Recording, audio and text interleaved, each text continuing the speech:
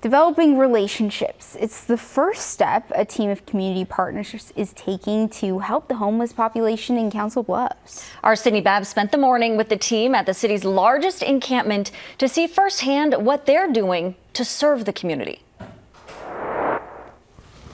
Just off the river here in Council Bluffs, and in this wooded area behind me is what Council Bluffs Police Department and nonprofits say is a community in need.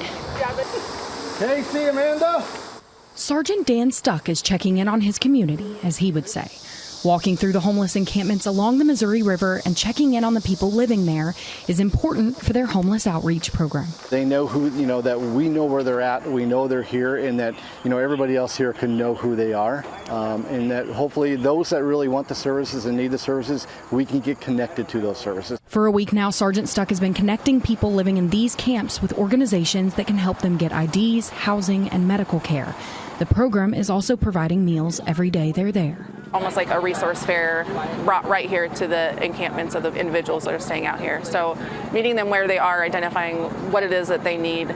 Chastity says connecting with people experiencing homelessness is often the easiest way to help them. Building rapport with them, having conversations, and seeing how we can help them move forward. They haven't really expected anything of us, but they've been really receptive to working with us on whatever those steps are.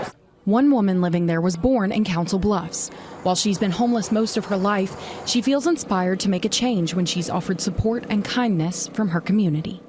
It gives me more of a positive outlook instead of such a negative downside, because it's easy to get negative. Tracy said after HOP's visit on Friday, she plans to get set up with a counselor. What they're doing here is very important. It will definitely make a change, and it's kind of nice to know that people actually do care about the homeless.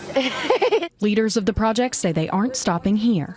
We don't want to just come out here for 2 weeks and say, all right, we did a lot of work, now you're on your own. Instead, Chastity says each provider will continue to check in with the people they're assigned to get them to their appointments or move forward with their own goals. It's basically just keeping on top of the people that are checking into the shelter so that we're staying connected. In Council Bluffs, I'm Sydney Babb, First Alert 6.